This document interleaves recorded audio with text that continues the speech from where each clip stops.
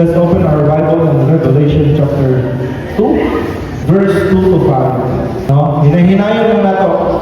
Dili lang na to siya pasahon diretso tanan. So in verse 2 din ingon, Revelation chapter 2. Ang na-English maayo, pero ang mga wala English, you can read it in Bisaya. No? Ato ang point is Bisaya kay murag feeling na mas dalong siya o dulog ang Bisaya ang nangyayang Bisaya.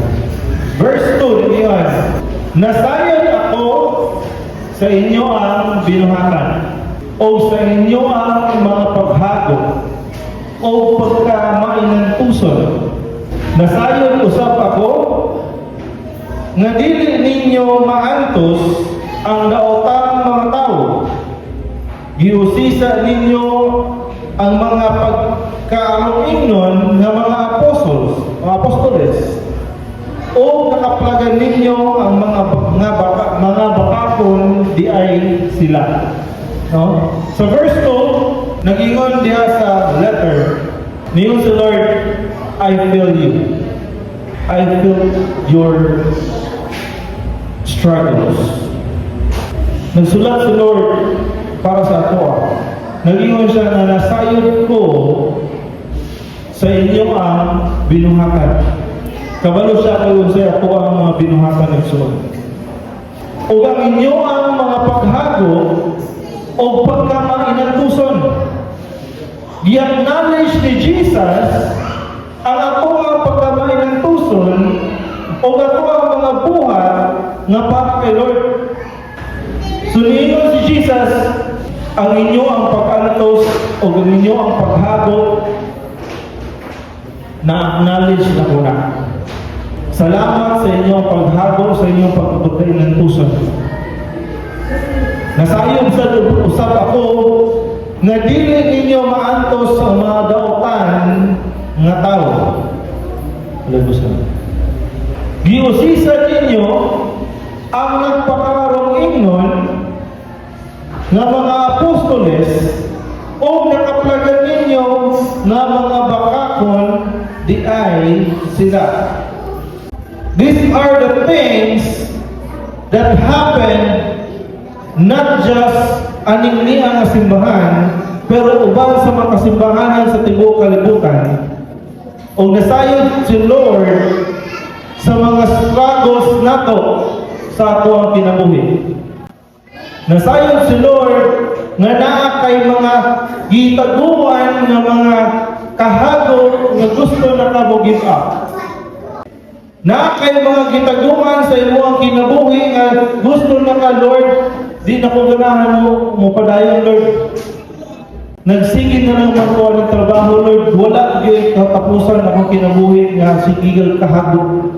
Kanus pa ni Lord madato.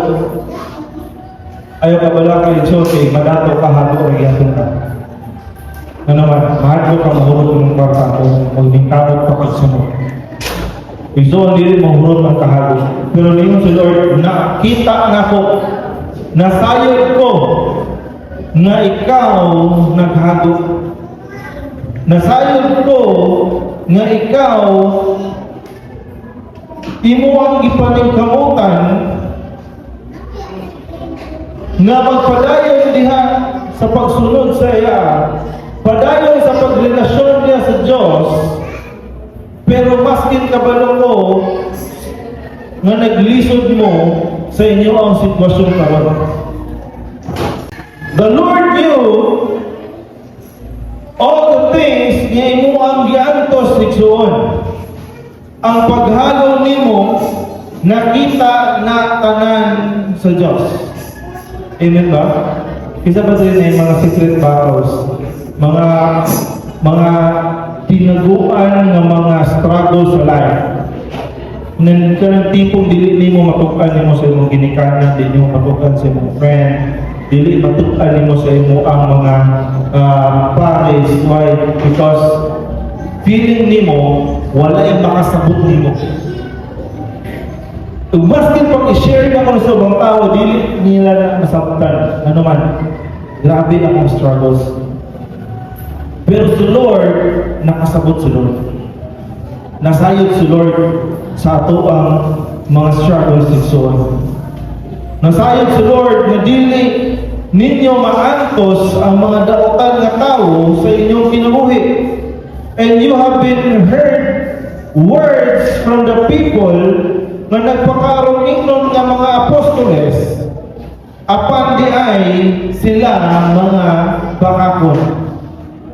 Daghan kaayo karon nagpakaroon ingnon nga mga iya sa Dios, pero apan di ay sila mga bakakon. O nasayod si Lord nga ikaw nag-antos na ang mga tawhan. Nakita ka na ni Lord kanina. Verse 3. Dili verse 3 ha. Verse 3. Sige, ay tigatas na din. Verse 3. Dili verse 3. Giantos ninyo ang mga kalisdanan tungod sa inyong pagtuo kanako, o wala gayod kamo maluya. Kasi wala naluya dili amen. Amen. Ang uban na absent pero wala na to sila naluya isoon. Nagpakasyon ka ng ubang naman. Kanan, gamay lang na rest, ha? So, salamat sa tumbuhay ng Diyos na maskin niabot ang panahon nga maluya ta pero wala ta ni hunong nagpadayong yaman ta, nagmalahutay yaman ta. O hantod karon maskin og luya ta physically pero ato ang spirit wala na luya. Nagpadayong yaman ta isoon. Pero dili lalim. Ngayon mo ang lawas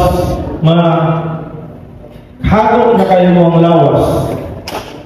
Then pag Domingo na rest day nimo, maoray only time na makarest ka, musimba po yun ka.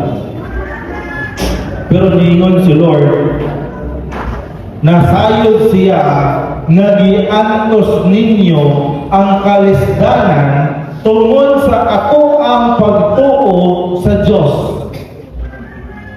Wala nagpa-blind si Lord na igsoon. Kung muanhi ka og simbahan, maskin pa og naa pa kay angay trabahoon sa inyo ang panimalay, nakita na sa Diyos. Maskin pa og naa kay trabaho pero imo ang giset aside ang trabaho, imo ang giuna si Lord, kay nasayod ka nga mas panalabis yun si Lord. Nagtuo ka kang Lord nga mas maayo pa ang musimba na lang ka kaysa imong trabaho ni siya trabaho daan na di yun mahuman. Nasayod si Lord ana igsoon. Nakita niya each and every struggle sa usa ka Kristohanon just to help the ministry. Ug niingon si Lord, salamat kayo kay wala gyud ka maluya. Amen ba? Inado ang tapat na salamat igsoon wa ka naluya. Kung naluya na mo. Wala ka naluya?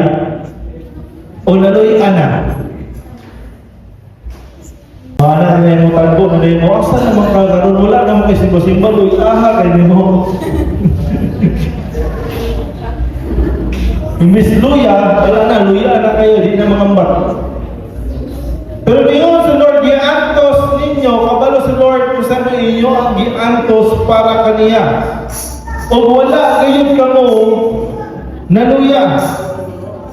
Nalipay ang Ginoo, ngayon mo ang giantos for Him. Nalipay ang Diyos, nga maskin sa tanan nga kalisdanan sa itong kinabuhi, nagpadayon gyapon ta diha sa pagserbisyo sa ato ang buhay ng Diyos. Maskin galisod ta, maskin nagsakit, maskin na ay mga problema sa kinabuhi, maskin na ay mga kaaligon sa atong kasing-kasing, nagdisok-usipa ako, naglagot kayo ko sa ako ang brother brother.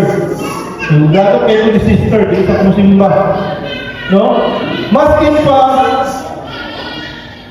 daghan kayo mga problema nga angay solusyonan, pero wala kaming undang igsuon sa pagsimba sa atong buhi ng Diyos. Salamat igsuon na wala nimo giputol ang inyo ang relationship ni Jesus, agi kay wala na mo date ni Lord. Inanak man ina. Diba? Isa nakadungo ka ng kanta na patong kakisi tandingan. Tumamaaring tama ka, lumalami ang pagsinta. Ano man, ang gituhuman sa tao igsuon, ang gugma igmadugay mamugnaw. Tama ba? Mong sa akin makalagay kaning mga single ng mga tao, wala ko ipadunggan. Imulagay din sila, motor din sila, makakita din sila na ay sweet kaayo nga couple. Nagbutunod, nagugod-gugod, kayo kagugod po, pag-gugod na sa kiroti ay Susi, gambing kayo. Paglabay sa single na tao, mayroon siya ka, pero mayroon na. Mula pa na. Awag, babotol, mga 5 katuig na tao na to. Mga bago ng mga minyo, mga couple, pinaka first day, tamang sa mga 3rd year sa ilang relationship, di ka sweet. No? Pero maggawas na galing ng inyo ang mga date. Sa mga date, Judy. Manggawas na galing na. Manggawas po ang mga platito o mga plato o mga pagino. No? Mga lupad po na. Ano man? Because ang gituon sa tao, madugay ang gugma, mabugnaw. Tama ba? Tama ba? Ison? Ang gugma sa tao, kung madugay, mabugnaw, pero si Lord, wag yun na bugnaw sa tao. Ison? Amen ba? Pero ikaw, ang pangutana, nabugnaw ba o wala? Nakatawa ko ito, Ison. Tatong na tayo na namin dito sa Boulevard. Grabe o amin ang mga tao. Moingon si Pastora, salamat kay wala ka na nihunong. Amen. Salamat kay naghago ka para sa Diyos. Amen. Salamat kay wala din ka naluya. Amen. Pagbasa ni Pastora sa verse 4, pag-iwan ko sa verse 4. Pag-abot sa verse 4 sa letter ni John, apan ang akong ikasaway ninyo, mao kini, ang inyong paghigugma kanako karon dili na sama kaniadto. Na amen, nahilom ang tanang tao. Lamig kayo sa nagsalit na salamat ka, hallelujah, amen. Pero mapan niya ako ikasaway sa inyo. Ang inyong paghigugma sa una dili na sama karon. Nahilom ang tanan. Ano man? Tinubod.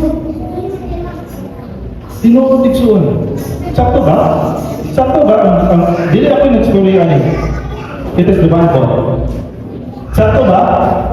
Dili pa rin na ang gugma karon sa makanat ko. Yung Amen? Tama ba? Ako mismo makatestify ano. During the time nga bata ako, tigulan ang director. Sa panahon ni Ate Cheryl, usa sa mga nakitaan din ako nga makaingon din ko na naa din akong respect niya. Usa siya sa mga young people na kapatch ni Ate Cheryl. So, isa sa iyang ministry is tambourine. Pero, ting klase, muskwila siya. Samtang gaskwila siya, sa iyang free time, SA siya. Or student assistant. Tigbantay siya sa library. Dito siya magkawat-kawat at tulog. Pag human sa iyang eskwela sa bunta, tibuok adlaw, pagkahapon anang na-duty na po na siya sa Jollibee. Aman na po na alas 2, alas 3. Same routine, balik na po eskwela sa bunta. And Baskin pa sa kalisod sa iyang schedule, dili siya yun mo escape or dili yun siya mo ambak o practice sa tamburin. Maskin hago kay iyang lawas, mabot din na sa church o in practice. Ay ang usa sa pinakabiliban kay nakuha ko nga time, I don't know kung nakaubat pa si Kuya Ayan ito nga time. Convention to siya sa una, kalimot na ko sa ito na place na convention. Mula kami, tanan nakain, lanaw to? Lanaw. Intact na tanang mga bag, intact na tanang mga young people sa sakyanan, ready na gipin Mulakaw, siya nalay gitagad. Ano man, na-duty pa siya. Pag human sa iyang shift, dali pa siya o adto sa simbahan, mag-pick up ng mga ganit na no? Gikuha na lang yun ang gamit sa iyong balay na nakaready sa balay, i-pick up na lang siya sa Jollibee, kaya araw, diretso na lang diretso, nakawa na ko siya ilis-ilis, ligo, diretso kay kinahan sa adto sa convention. Imagine nyo nga dito na ko makita nga lahi rin yun ang paghigugma sa una o paghigugma na ko sa Diyos karon. Karon makita na ko kung ulan, usahay, absent. Kung kapol, usahay, absent. Kung hagok kayo ta, usahay, absent. Pero dili ninyo malikayan nga ang giingon sa balaan sa kasulatan tinuod. Amen? Imagine niyo kung ano saan isulat ni John. Isulat niya ni dili 2025 o 2026. Isulat niya ni sa una pang panahon. Pero ang sulat niya sa upat kasimbahan nahitabo sa tanang kasimbahanan. So, nakabalo si Lord sa iyong struggles, na-appreciate na niya. Nakabalo si Lord nga imo ang ipanagkamutan imong best para ni Lord. Lord, aning kamot ko Lord na makasimba pero naagi mga panahon ni Lord na murag dili gyud pwede ko kasimba Lord. Kailangan ni Lord mo option ko. Nakita na ni Lord Dixon, nasayon si Lord anak. O nahimuot si Lord na maskin pa man sa kalisod sa ato ang kinabuhi, sa imong schedule, sa imong trabaho, sa imong negosyo, nahimuot si Lord, nagpasalamat si Lord, nasalamat kay maskin pa man nanay mo ang struggle sa life, wala ka naluya. Pero usa lang akong maisaway nimo. Ang iyaang masaway lang nga you change. Nagbago kay June. Usay, makaingon mo, madungan naman ako sa mga movie, pastor. Ano mga salida ba? Mga love story ba? No, kanang mahawa ng babae, ginawiran sa lalaki. Di mo anong problema? Ngayon na siya, nagbago ka na. Nabago na ka. Dili naman kayo nana sa una. What happened? Anong nangyari? What? Dahil changes. Sa unang panahon, maskin pa ulan, umabot mo dyan magsimbahan. Pero nga lang karon, maskin mo yung ulan, gipaninit sa Diyos, sa hay absent, yapon na. Ngayon sa una, nga maskin mo yung event, nagtipok ka na sa simbahan ng mga batalyon. Pero karon, maskin na yung event, kinahanglan pa dyan mo ang dahon. Dili na parehas na sa una. You change. And this is a love letter ni Lord. Pero at the same time, I felt like this letter ni Lord is a letter of heart broken ni Diyos. If you were in His side, naaka sa sitwasyon ni Lord, na naakay gihigugma kayo, pero imong gihigugma na usog na. Kung sa'yo ito mo. Ang sa unang panahon nga tighatag yung flowers, karon dili na muhatag. Ang sa una nga magsige panawag kada gabi, karon mo yung nagwa siya Lord.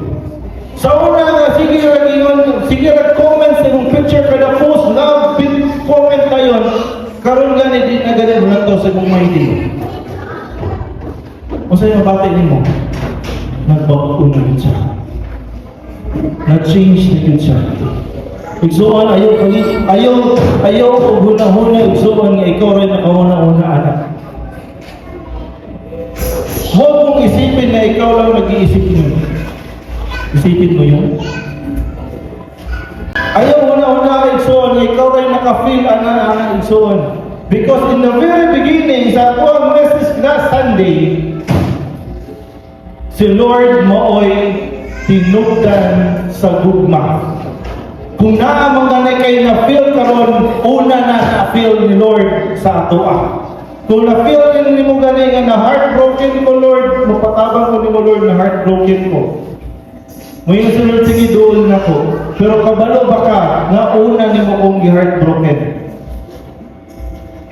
Before na usog ang imong gihigugma, kabalo ba ka nga una kang nausog na ko? Before ka nireklamo sa ako nga nausog ang imo ang pares, una pa ka nga nausog ang imong treatment sa ako. Niingon ang mensahe, niingon ang letter, dili nakapareha sa una. Dili nakapareha sa una na kaya nimo mobilar para kay Lord. Dili nakapareha sa una na maskin pag maabtan mo gabi, kaya nimo kay naa sa Lord. Dili nakapareha sa una nga willing ka mo duol diya sa altar para lang magpaampo karon usahay mo padapli na lang ka. Dili nakapareha sa una. Padayon na ito in verse 5. Huna-hunaan ninyo kung anong nabugnaw kamo. Did you question it to yourself? So, napapakala na ba rin ninyo sa inyong kaugalingon, what happened? O sa may nahitabo na ko? Nganong nabugnaw naman ko sa pagpanglagad ni Lord? Sa unang panahon, kaya pa na ako mag-inambakay niya sa prison worship? Or basin dalalan mo sa height? No? So, lantaw ni mo, dagan kayo mga makanang na ambak ka mo. Pero ignanag-dress si Bahal na wala kayo mga ambak, di ko mag-ambak. Asa man ang problema itoon, nganong nabugnaw ka sa pagpapalaga ng Lord. Niyon na sa verse 5, pag hinusol ka mo, wala pa nahuman ang inyong problema, wala pa nahuman ang inyong pagkalagad ni Lord. Kung niyon si Lord, pag hinusol ka mo, o buhatan ninyo pag-usab, ang inyong gibuhat, kaniadto. Wala niyon si Lord na finish na, dilin na ko. Nabugnaw na ka na ko, pag-break na ta. Dili na yung paliw sa treatment na ko sa una, ako pa yung palangga karon na nakailain langga. Magpulag ka. Pero si Lord dili inana. Dili sama sa tao si Lord na kung dili na maayo ang treatment sa imoa, diyan ni Lord, bulagan na ka ni Lord. Pero naingon si Lord, pag hinulsol ka mo and do what you are supposed to do nimo sa una, buhata siya pagbalik. Kung unsay mo treatment sa una ni Lord, bawi din pag may time. Yung si Lord, dawakon na ko na. Just confess and ask for forgiveness and do ang tanan na imo ang gibuhat para ni Lord karon. Pero na maging mga dahil ulo kunin siya. Kung dili mo anha ako o kuhaon ko ang inyo ang mga sugat. This is a warning, a final warning ni Lord sa mga katawan, Lord, na in relationship diya ni Lord, na nabugnaw na ang imo ang pagbati diya ni Lord. Lord, love man ka Lord, pero love mo po na ko siya. Love man ka Lord, pero love po na ko ako ang business. Lord, love man ka Lord, pero katay, I love my job. Love man ka Lord, pero I love my family. Love man ka Lord, but I love my studies. Yung si Lord, hindi makailangan sa mga. Pero hindi pa huli ang lahat. Pag hinulsol ka mo, o buhata kung sa to'y mong gibuhat sa una, balik karon. Kaya kung dili, muanha ako, o buhaon ko ang inyong sugat. Exoon, that is the only life that we have in order for us nga to survive this world karon. Kanang suga ang dimension diha, maura na mo'y nagpabilin na suga para magkapadayon ta pinabuhi diri nga kalibutan nga igsoon. Without that life, we are very, very danger. We are very nasa sa pinaka-danger na part sa atong life. Kung naan ang suga, makita nimo ang tanan sa imong palibot. Nakita nimo ang mga tao na dili nahimuot sa imo. Makita nimo ang mga tao na naglibak sa imo. Makita nimo ang mga tao na naikalagot sa imo. Makita nimo ang mga tao na naibuot na dautan sa imo. Pero without tanan na suga, you will be blind. Without anang suga, without the light of the Lord, and so on, luoy kayo ba? Without the protection of God, without the light of the Lord, we are walking in darkness. We are walking in pitch black. Sa pasabutan na igsoon, mura kang naglakaw og dalan, nawala suga, nawala agit niya mo'y hayag na naglibot. Di ka kabaloy soon asa ka mulakaw. Di ka kabaloy soon kung mapandol na bakas. Di ka kabaloy soon kung kanal na batong imong gilakwan. Di ka kabaloy soon kung naibuhok sa unahan. It is because the light was gone. And during that time, so on, our life will be miserable. Kaya mo na ako maskin wala sa Lord? Yes. Mabuhin ka igsuon maskin wala sa Lord. Pero kung kuhaan ni Lord ang sugat na nagpabilin na proteksyon mo igsuon, what will happen next? Usahin makalimutan na kaya na ko kung wala siya. Pero kung wala na ang usa ka butang, diyan ka magmahay. Ngayon na rin ka nga, anong gibuyan pa man ako siya? Anong gibuyan pa man ako ang suga ni Lord sa akong kinabuhin na maong na lang ang tatoy reason para ma-survive ko. Kinsa na lang man mo ako ang kadalapan karon, wala na ko'y kasturyahan sa mga problema. Kinsa na lang man mo ako ang kapangayuan ng tabang ron nga siya man mo nag-provide sa tanan. Wala na. Kinsa yun na ay problema? Si Lord ba? Hindi. Ang na ay problema, kita. We did not surrender to the Lord. We did not do everything we have for God. Dili 100% akong gihatag sa Lord. Tira-tira na lang. Sobra-sobra na lang ang atong gihatag sa Lord. Sobra sa atong time, sobra sa time nato sa eskwela, sobra sa time nato sa trabaho, sobra sa time nato sa atong negosyo. Bilin na lang yun. Unang ngayon si Lord, makahinawain kayo mo. Dili man mo inana sa una.